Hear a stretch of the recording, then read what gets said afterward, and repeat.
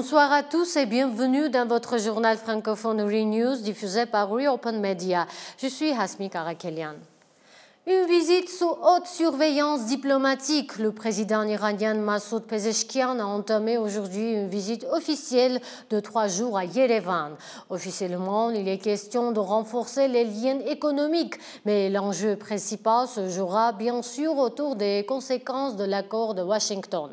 Téhéran vient chercher des garanties sur la protection de ses intérêts stratégiques. Notre équipe suit évidemment ces développements de très près. Et chez Open Media, nous avons la chance d'avoir une perspective unique grâce à notre édition en langue persane et à son présentateur Pouya Hosseini, d'origine iranienne. C'est à travers lui que nous vous apporterons une analyse de première main sur les coulisses de cette visite.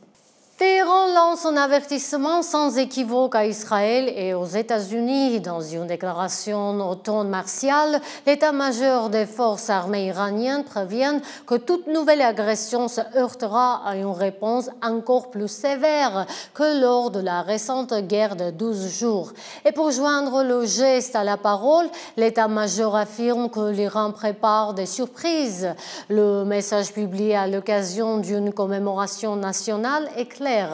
Aucune puissance ne peut parler à l'Iran le langage de la force et toute nouvelle attaque serait écrasante.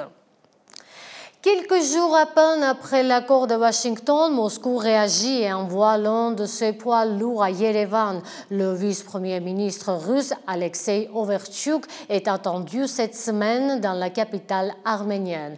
Le prétexte officiel de cette visite, un désaccord juridique au sein de l'Union économique eurasiatique. Mais derrière ce différend technique se cache un enjeu bien plus stratégique. Les nuances, selon ses propres termes, du déblocage des transports après l'accord de Washington.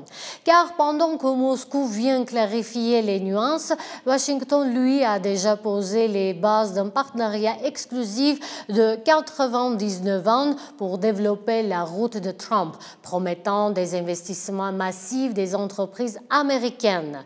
Une visite qui sonne donc comme une tentative de Moscou de reprendre la main face à une offensive américaine qui ne cache pas ses ambitions. Cet accord doit être présenté au peuple et le peuple doit avoir son mot à dire. L'appel est lancé par l'une des plus hautes autorités de l'Église arménienne, le catholicos de la grande maison de Cilicie, Aram Ier. Réagissant à l'accord de Washington, il a qualifié l'événement de phénomène unique, mais a immédiatement mis en garde. Tout accord basé sur des concessions unilatérales et des points équivoques représente un grave danger pour l'Arménie. Il a également rappelé que l'Artsakh n'appartient pas au passé et a exigé que le droit au retour de sa population soit défendu, tout comme la question des prisonniers. Un message clair, la paix ne doit pas se faire au détriment de la justice et des intérêts nationaux. La preuve que le traité de paix est un conte de fées, c'est par ce mot très dur que l'ancien défenseur des droits de l'homme Arman Tatoyan a commenté une nouvelle fois l'accord de Washington. Afin de prouver ses paroles, il a publié l'image d'un document qui ressemble à une carte d'identité. Il s'agit d'un certificat d'adhésion à la communauté de l'Azerbaïdjan occidental. Le lieu d'origine indiquait une localité de la République d'Arménie. Pour Arman Tatoyan, c'est la preuve irréfutable que la politique expansionniste de Bakou se poursuit et que le gouvernement arménien dissimule cette vérité. Nous vous présentons maintenant l'intégralité de son analyse.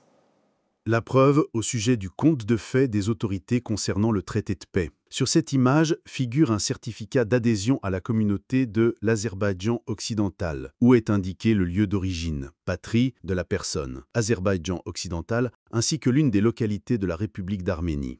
D'ailleurs, tout est fait de manière à ce que ce certificat ait l'apparence et la valeur d'un document officiel d'identité et depuis 2022, il était prévu de le transformer ultérieurement en passeport. Dans l'image en question, il est écrit « Alaverdi Pokr Aerum » et le sauron est celui de cette communauté, autrement dit, le signe de l'azerbaïdjanisation de toute la République d'Arménie.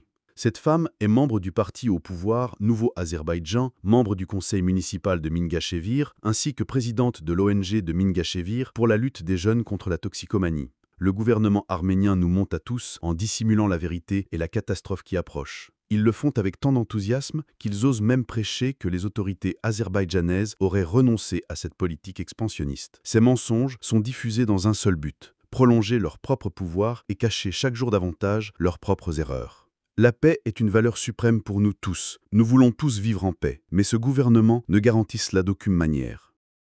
Le chemin de la paix est passé au Abu Dhabi, Istanbul et Washington, mais pour de nombreux analystes, toutes les routes mènent désormais à Ankara. C'est la thèse de la chercheuse Sinem Cengiz dans une analyse pour Arab News. Elle rappelle que la Russie et l'Iran sont les grands perdants de ce nouvel ordre régional et que la Turquie, en alignant ses intérêts sur ceux des États-Unis, en est la grande gagnante. Le corridor, explique-t-elle, est un développement très bénéfique qui va non seulement dynamiser l'économie, mais aussi apaiser les tensions historiques d'Ankara avec ses alliés occidentaux sur la question arménienne. Un accord qui, selon elle, rend la normalisation entre la Turquie et l'Arménie plus proche que jamais. C'est en tout cas l'analyse de Sinem Cengiz, comme je vous l'ai mentionné, spécialiste des relations turques, reprise par le site Nouvelles d'Arménie.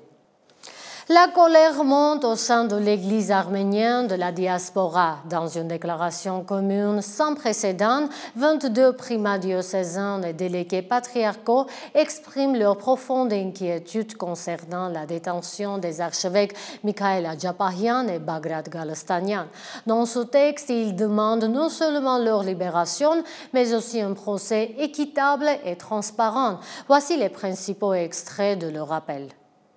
Pour notre peuple croyant, pour l'Église apostolique arménienne et pour notre clergé, le maintien en détention de 2 hauts dignitaires ecclésiastiques par le système judiciaire de la République d'Arménie est un fait inhabituel et douloureux. Nous estimons que la mesure de détention appliquée à leur encontre pourrait être remplacée par d'autres mesures alternatives leur permettant de rester en liberté dans l'attente d'un jugement équitable. Connaissant de près le parcours de vie de nos 2 frères spirituels, leur activité personnelle et ecclésiale, leur service dévoué ainsi que leur réputation publique, nous sommes convaincus que, laissés en liberté, ils n'entraveraient en aucune manière le cours de l'instruction ni celui du procès. Notre attente et notre ardent souhait sont que les procès des 2 archevêques se déroulent de manière ouverte et transparente, exclusivement sur la base de la primauté de la loi et du droit, garantissant l'égalité de protection des droits de toutes les parties. Nous continuons à prier pour la santé et le bien-être de nos frères spirituels et nous avons la ferme espérance qu'à l'issue d'un procès légal et équitable, ils seront justifiés et rétablis dans l'intégralité de leurs droits.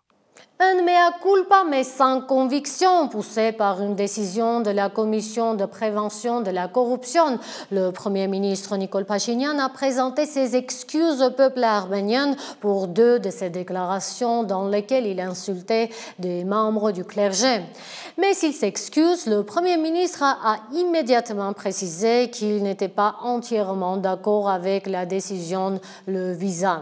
Il a présenté ce geste comme une nécessité pour le renouveau spirituel du pays et a admis devoir mieux gérer ses émotions, tout en réaffirmant que sa volonté de poursuivre ses objectifs politiques restait inébranlable. À l'international maintenant, l'Europe retient son souffle au moment où nous parlons. Le président ukrainien Volodymyr Zelensky est en tête-à-tête avec Donald Trump dans le bureau ovale. Une rencontre qui a débuté il y a 1 heure, mais qui est loin d'être terminée, car dans moins d'une demi-heure, les poids lourds européens de l'OTAN entreront en scène. Leur mission, former un front uni autour de Zelensky pour s'assurer que les États-Unis ne cède rien à Moscou et pour prévenir tout dérapage. Après le souvenir cuisant de la dernière brouille entre les 2 présidents, c'est l'avenir du soutien occidental à l'Ukraine qui se décide en ce moment même. Après la rencontre Trump-Poutine, les troupes russes ont continué leur frappe sur l'Ukraine. Cette nuit, des bombardements sur Kharkiv ont fait 3 morts et une vingtaine de blessés. Les médias ukrainiens rapportent que les forces russes ont utilisé des drones Shahed pour frapper les 17 réservoirs de la société azerbaïdjanaise Sokar à Odessa. Parallèlement, le service fédéral de sécurité russe, FSB, a annoncé avoir déjoué un attentat terroriste sur le pont de Crimée, qui, selon l'agence, était planifié par les services spéciaux ukrainiens à l'aide d'un véhicule piégé. L'Ukraine a besoin de vraies négociations, et il pourrait commencer sur la base des lignes de front actuelles. C'est la déclaration du président ukrainien Volodymyr Zelensky lors d'une conférence de presse conjointe avec la présidente de la Commission européenne, Ursula von der Leyen. Zelensky a également affirmé que la Russie n'enregistrait aucun succès dans la région de Donetsk et que, en 12 ans, Poutine n'a pas réussi à la capturer. Il a de nouveau souligné que la constitution du pays rendait impossible toute cession de territoire.